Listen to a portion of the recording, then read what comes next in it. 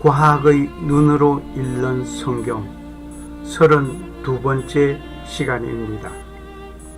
그랜드 캐년의 퇴적층은 어떻게 쌓였나? 거기에 대한 진화론자들은 어떻게 말을 하는가를 한번 보겠습니다. 주의 콧김에 물이 쌓이되 파도가 언덕같이 일어나고 큰 물이 바다 가운데 엉키니이다. 출애굽기 15장 8절 말씀을 읽습니다.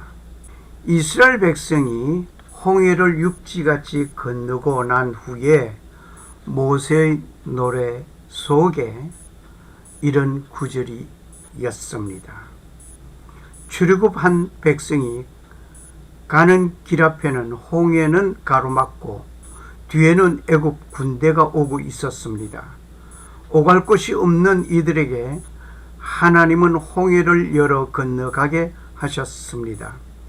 그 홍해의 바다 물이 육지같이 되는 이를 콧김에 물이 쌓이는 일로 표현했습니다. 여하튼 하나님은 하시는 그 일이 우리에게는 엄청나고 놀라운 일인데 하시는 일은 단순했습니다. 여기 그랜드 캐년은 과거에 바다 물속에 잠겨 있었다고 봅니다. 왜냐하면 조개 화석들이 상층부 지층에서 발견되었고 바다 밑에서만 생성되는 돌이 흰돌, 라임스톤이라고 하는데 그 돌이 바다 밑에 있어야 생성되는 것이 역시 여기서 발견된 거 보면 옛날에는 그랜드 캐년의 본적지는 바닷속인 것 같습니다. 그리고 지층에는 갑오징어 퇴적층, 석괴암층에서 발견되었습니다. 고대 오징어 화석이 발견된 것이 바닷속에 있었던 그랜드 캐년이라고 하는 것을 발견할 수 있습니다. 증명이 됩니다. 그리고 흐르는 물에 고기들이 한 방향으로 있었다. 정지된 물에는 아무렇게나 놓여져 있습니다만은 흐르는 물 위에 갑자기 죽임을 당했다라고 볼 수가 있습니다. 하여튼 정지된 물이 아니고 흐르는 물 가운데서 갑자기 이루어진 가운데서 화석이 된 것이다. 이렇게 봅니다. 애당초 그랜드 캐년은 바닷속에 있던 것으로 봅니다. 그 모든 의견들을 한번 들어보겠습니다. 그랜드 캐년은 수평을 이루고 있는 지층, 이 지층들 어느 곳을 봐도 수평을 이루고 있습니다. 그리고 그랜드 캐년의 퇴적층에 쌓이게 된 것을 놓고 여러 가지 풍부한 얘기들이 많습니다. 사람이 보기에는 엄청난 일이지만 하나님께서 보시기에는 콧김에도 아니 되는 일이라 봅니다. 여기 그랜드 캐년을 보면서 하나님의 창조의 오묘하신 창조 작품으로 볼 것이 아니라 이것을 보면서 하나님께서 심판하심을 보아야 할 것입니다. 그 심판은 노아 대홍수 사건이었음을 미리 말씀을 드립니다. 그런데 캐년은 결코 오랜 세월에 쌓여진 것은 아니었습니다. 여기에 퇴적층이 아주 수평을 그대로 다 이루고 있음을 봅니다. 귀엽게도 양이 저기서 또 다니고 놀고 있네요. 엄청난 규모의 물속에서 매우 짧은 시간에 쌓였을 것으로 봅니다. 지층이 쌓인 것이 규모 있고 질서 있게 쌓여 있습니다. 마치 누군가 질서 있게 쌓아 놓은 것 같습니다. 어떻게 이런 일들이 있었는가? 그런데 캐년은 어떻게 생겨난 것인가? 얼마나 오래 쌓였는가? 진화론자들은 말하기로 3억 년이라고 말을 합니다. 어떻게 솟아올랐을까? 예. 그런데 캐년은 애당초 바닷속에 있었던 것이었다고 봅니다. 13만 평방마일. 어떻게 이렇게 솟겨져 올라왔을까? 이 흙은 어디에서 온 것일까? 여러 가지로 생각해 볼 수 있는데 진화론자들은 역시 3억 년이라고 말을 하고 있습니다. 그러면 어떻게 또 깎여 나갔는가? 침식되어 나갔는가 말입니다. 어디로 갔는가? 그 흙들이 얼마나 오래 깎였는가?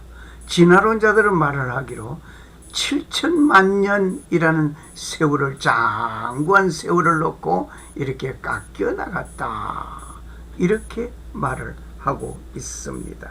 그런데 이 흙이 어디로 갔느냐 이겁니다. 여기 깎인 이 흙이 다 어디로 갔느냐. 이와 같은 질문들 속에 대답은 두 가지 정도를 봅니다. 하나는 동일 과정 이론이라고 하고 다른 하나는 격변론, 다시 말을 하면 대홍수설을 이야기하고 있습니다. 이 동일 과정이라는 것은 균일성을 이야기하고 있는 말입니다. 그러면 동일 과정 이론은 지금 일어난 과정들이 과거에도 비슷하게 일어났었고 미래에도 일어날 것이라는 것입니다. 현재 관찰되는 일인 만큼 과학적인 연구 방법 중에 기본이라고 볼 수 있겠습니다. 1790년에서 1830년 허튼 라이슨 스미스 150년 동안 주장된 이론 중에 하나입니다. 수억 년의 오랜 세월을 동안 이루어진 것이라 현재는 과거를 아는 열쇠다, 이러면서, 그러니까 오랜 침식이 이루어졌다, 이런 얘기입니다. 그런데 격변론 대홍수설, 이것은 지층이 단기간에 형성되었고 화석은 홍수 때 매몰 순서 진화 계열에 무관하다는 말입니다. 단 홍수 때 매몰된 순서이며 진화 계열과는 아무런 상관이 없는데 진화론자들은 다시 말을 한다면 격변론에 의하여 만들어졌다는 내용에 대하여서는 설명한다고 한다면 한마디로 말해서 창세기에 기록된 대홍수설을 들게 되는 것입니다. 그 증거로서는 미국의 세인트 헬렌산 화산 폭발된 것을 보면서 그랜드 캐년을 이해하는 데 도움이 되리라 봅니다. 워싱턴주에, 착각하지 마시길 바랍니다. 워싱턴주라고 했지 워싱턴 DC가 아닙니다. 워싱턴 DC는 미국의 수도가 있는 동쪽이고 워싱턴주는 서부에 있습니다. 캐나다 가까운 곳에 있습니다. 세인트 헬렌 산의 증거가 바로 열쇠가 되고 있습니다. 1980년 5월 18일 날 한국에서 광주 사태가 있었던 날입니다. 이날 미국의 세인트 헬렌 산이 화산 폭발했습니다. 이곳은 1급 휴양지로서 아주 좋은 곳이었습니다. 스피릿 호수가 있고 폭발 전에 이런 산이 아주 아름답게 위험을 들려고 만년설 봄이었습니다. 그 높은 산이 날아가 버리는 놀라운 일이 생겼단 말입니다. 산봉우리가 2949.9 255m 이던 이 산봉우리가 현재 산봉우리 높이는 2549.65m입니다. 여기에 영어로 되어 있는 것은 피트로 보셔야 되니까 계산을 하셔야 될 겁니다. 원래 산봉우리가 2949.5m이었던 것이 화산 폭발로 인하여 현재 산봉우리는 2549.65m로 낮아져 버렸습니다. 산의 높이가 1120.75m가 낮아진 것입니다. 상당히 높은 산이 낮아져 버렸습니다. 원래 백두산이 2570m였으니 헬렌산보다 높은 산이었습니다. 그런데 상층부가 화산 폭발로 인하여 날아가 버림으로 인하여 엄청난 만년설과 마그나 등이 쏟아져 내렸던 것입니다. 그럼 이 모든 것이 다 나를 깎여 버렸습니다. 정말 놀라운 일이었습니다. 그런데 이 일이 화산이 폭발로 인하여 많은 과학자들은 엄청나게 놀라운 현상을 목격하였던 것입니다. 저 봉우리가 왼쪽 위에 있던 그 봉우리가 휙 날아가 버리고 이렇게 낮아져 버린 화산으로 인해서 이루어진 모습입니다. 퇴적층 형성이 일어나고 계곡의 형성이 생기게 되고 석탄층 형성이 다지층 나무가 또 꽂혀 있는 것을 보고 생태계 복원이 이루어지는 이런 것을 보게 된 것입니다. 그런데 캐년과 같은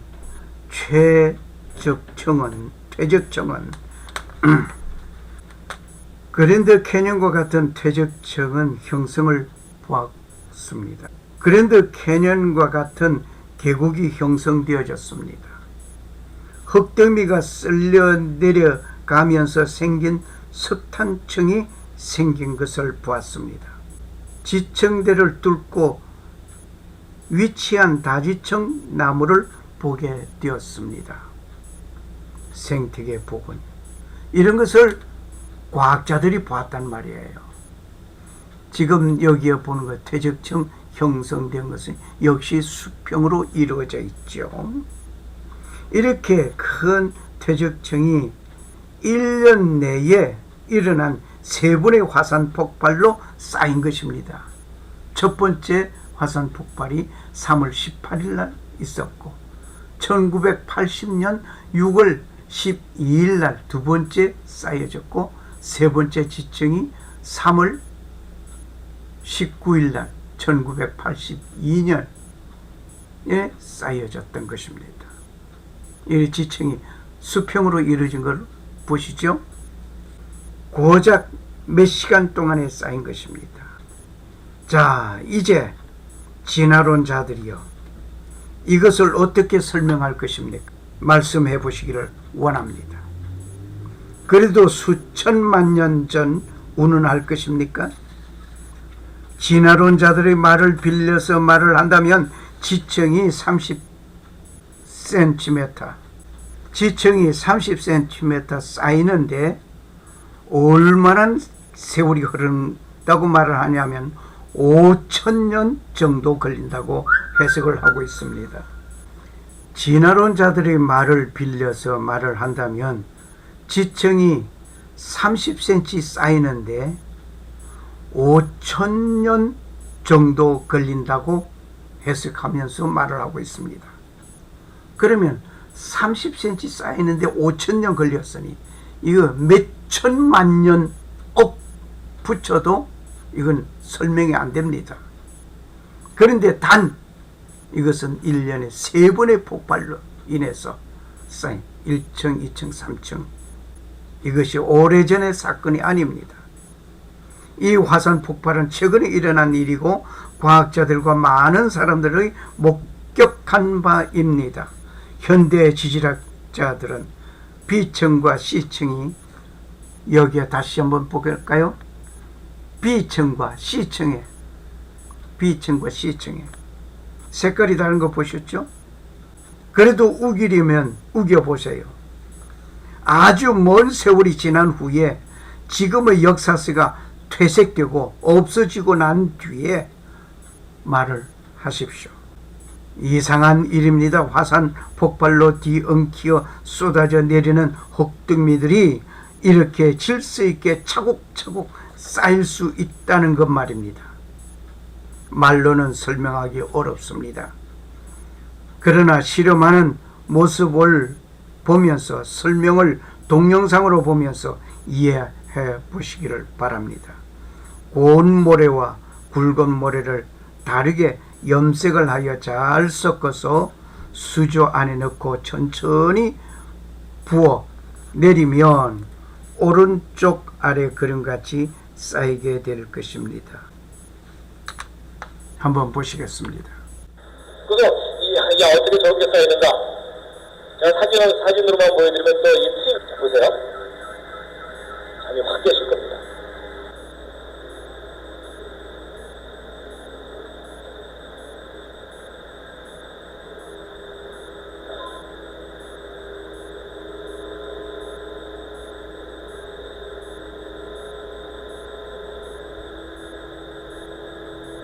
신기하죠? 그럼 이게 원리가 뭐냐면요. 이 검은색이 굵은 모래라고 그랬죠? 굵은 모래가 어느 정도 쌓이다 보면 좀 미끄러져 내려요. 가는 모래는 남고. 그래서 이게 층이 생겨요. 근데 바로 저런 원리가 뒤섞인 흙들이 쌓일 때 움직이면서 쌓이면 저렇게 층무늬가 생기게 됩니다. 한 번쯤 여러분이 직접 실험해 보셔도 좋겠습니다. 재미있습니다. 규모가 큰 것일수록 경계는 더욱 짙어지고 평평해지고 층들은 두꺼워질 것입니다. 호주에 있는 한 해변에 모래가 자꾸 없어져서 다른 곳에 모래를 퍼다가 이곳에 옮겨 놓았는데 밤새도록 심한 파도에 모래들은 왼쪽으로 쓸려 올려가 버렸습니다. 역시 하룻밤 만에 이루어지는 일이었습니다. 그랜드 캐니언 생성 과정 실험을 보면서 우리는 다시 한번 생각해 봐야 하겠습니다. 이 실험은 콜로라도 대학 피에르 줄리안 박사님이 실험한 것입니다. 한 과학자가 실험실에서 작은 그랜드 캐니언을 만드는 실험이었습니다. 엄청난 홍수가 일어나면 물 밑에는 그랜드 캐니언과 같은 형태의 지층이 쌓이는 것을 보여주는 실험입니다. 한번 보시겠습니다. 실험을 했는데요. 원리는 이런 겁니다. 이 부분이 제일 중요합니다. 대원 시대 어떻게 퇴조층이 그랜드 캐니언 퇴조층이 어떻게 형성됐겠느냐 하는 건데, 여러분, 이제 대원 시대에 보면 막 산들이 허물어지고 그런 것들이 이제 지구를 빙빙 도는 물들에 의해서 이렇게 휩쓸려 가게 되거든요. 그럼 이게 흙탕물이 이렇게 휩쓸려 가게 되면 이 밑바닥에는 퇴적층이 일정한 두께로 쫙 쌓여가게 되어 있습니다. 그래서 퇴적층이 어떤 모양으로 가냐면 이런 식으로 갑니다. 이런 식으로 한 층, 또 한 층 이렇게 쌓이는 거예요. 근데 이렇게 쌓이는 원리가 뭐냐면요. 잘 보세요. 물이 이렇게 흘러가는데 여기보다는 여기가 좀 더 깊죠. 좀 더 깊으면 좀 더 느리게 흐르게 되죠. 그러니까 흙들을 여기까지 이렇게 싣고 오다가 여기 속도가 갑자기 늦어지는 거 어떻게 되겠어요? 이 앞에다가 흙들을 쌓아놓게 됩니다. 그러니까 흙은 계속 실려와서 이 앞에 쌓이니까 그 퇴적층이 옆으로 저렇게 쭉쭉 자라게 되어 있습니다. 바로 저런 원리로 전 지구를 휩쓸고 도는 물들이 지구를 빙빙 돌면서 한 층, 또 한 층, 또 한 층 이렇게 퇴적층을 쌓아놓게 됩니다. 그러면 이런 식으로 쌓이게 되면 층과 층 사이의 경계가 뚜렷하게 되죠. 그리고 평평하게 쌓이게 됩니다. 그럼 아까 그랜드 캐니언에 대해서 풀지 못했던 것을 다 풀 수 있는 바로 그런 설명입니다. 근데 근데 이제 제가 이렇게만 설명드리면요. 이제 모의 실험을 한 건데요. 오른쪽으로 흘러가게 되는데, 여기 잘 보시면, 대적층이 오른쪽으로 점점점 이동하고 있죠. 일정 두께의 대적층이. 그렇죠? 그럼 이 물이 하루 종일 흐르게 되면은, 이 대적층은 하루 종일 앞으로 갑니다. 그럼 일정 두께의 대적층이 뭐 몇 킬로미터, 몇십 킬로미터도 쫙 쌓이게 돼요. 신기하죠? 저럴 줄 모르셨죠?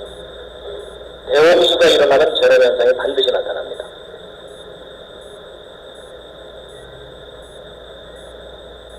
그 다음에 이런 대적층이 생기기 시작하는 장면을 보실 텐데, 여기 이제 흙들을 막 위로 올려보내는 겁니다. 그럼 이제 오른쪽으로 이렇게 이제 흘러가게 됩니다. 그러면은 그 밑바닥에서 어떤 일이 벌어지냐면 새로운 대적층이 하나 딱 생겨요. 생기면은 그 대적층이 옆으로 쫙 자라나기 시작합니다.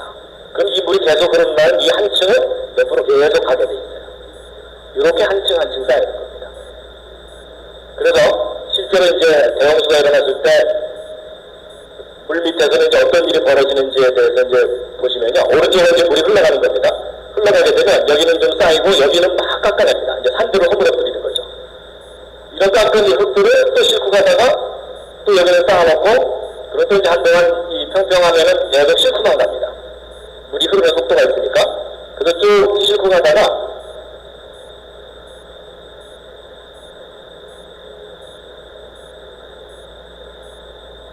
요거를 이제 쌓았습니다. 한 층을. 그리고 이제 여기는 점점점 얕아지니까 조금씩 깎아냅니다. 어떤 부분은 깎아내고 어떤 부분은 쌓고 뭐 이런 일들이 벌어지는 겁니다. 그리고 여기는 또 쌓고 여기는 또 막 깎아내고. 대홍수 때 물속에서 어떤 일이 벌어지는지 대충 이제 상상해 가시죠. 거대한 산들을 허물어뜨려다가 그걸 쫙 싣고 가다가 평평한 곳을 만나면 거기다 쫙 한 층을 쌓아놓고 또 쌓아놓고, 쌓이는 것은 계속 쌓이게 돼 있습니다.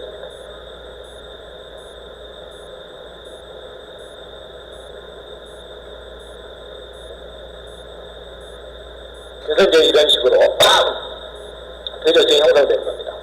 그런데 걔는 대적층이 왜 이렇게 평평한지, 그리고 층과 층 사이의 경계가 왜 이렇게 뚜렷한지가 다 풀린 거예요.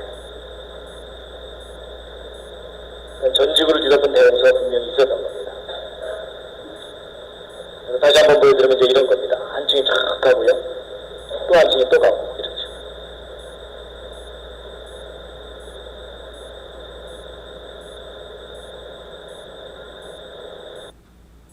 노아 홍수가 있었다면 물속에서 일어나는 현상을 보셨습니다. 이 실험 과정을 통하여 그랜드 캐년에 쌓인 퇴적층, 노아 대홍수로 인하여 된 사건임을 알게 해주심을 감사합니다. 노아 대홍수로 인하여 많은 것을 잃어버리고 살아가는 현대인들에게 하나님은 창세기 기록을 완벽하게 기록해 주시고, 하나님께서는 지금도 잃어버리고 살아가는 백성들을 회복되게 하기 위하여 예수 그리스도가 오셨습니다. 십자가에서 죽기까지 사랑하셨습니다. 이제 그분을 영접하면 구원함을 얻습니다.